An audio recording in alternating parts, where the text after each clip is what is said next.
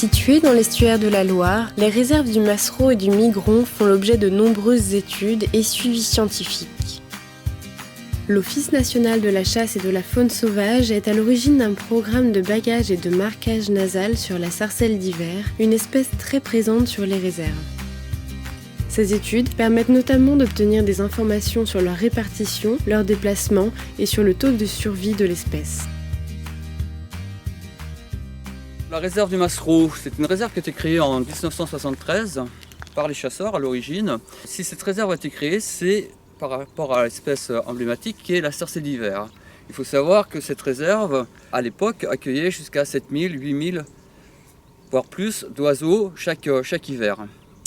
Depuis donc 73, création de cette réserve du Massereau, est venue la création de la réserve du Migron et l'ensemble fait 700 hectares. Et aujourd'hui, on s'aperçoit que cette espèce, la sarcelle d'hiver, se répartit tant sur la réserve du Migron que sur la réserve du Massereau. On considère que c'est la deuxième zone d'hivernage de la sarcelle d'hiver après la Camargue au niveau national.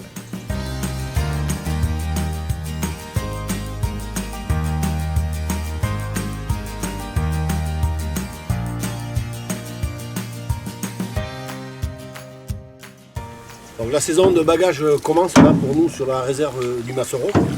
On a été mettre en place avec Michel, conservateur de la réserve, le filet lundi matin. Et là on va directement pour relever le filet, voir s'il y a des captures de fait ce matin. Bon, voilà, on a mis le filet vertical là, sur cette douve. C'est un lieu de passage privilégié des sarcelles quand elles rentrent des lieux de gagnage nocturne pour regagner la remise principale qui se trouve à peu près à 200 mètres de là.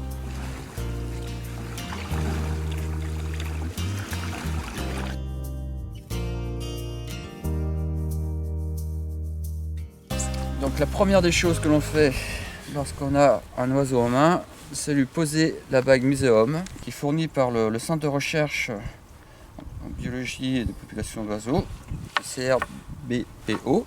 C'est une bague avec un numéro spécifique. Une fois la bague posée, on prend des mesures de l'aile. Droite 188, 189 la gauche. Autre mesure de prise sur l'oiseau, c'est la longueur du tarse. Le tarse droit, il fait 32,4. La longueur du bec, dernière mesure à prendre sur l'oiseau. 37,6. 380. Il faut regarder d'abord évidemment pour le sexe, hein, la première rémiche tertiaire. Donc là qui est caractéristique de femelle, il y a une large marge blanche, c'est plutôt gris-brun, mais c'est pas gris métallique comme chez les mâles.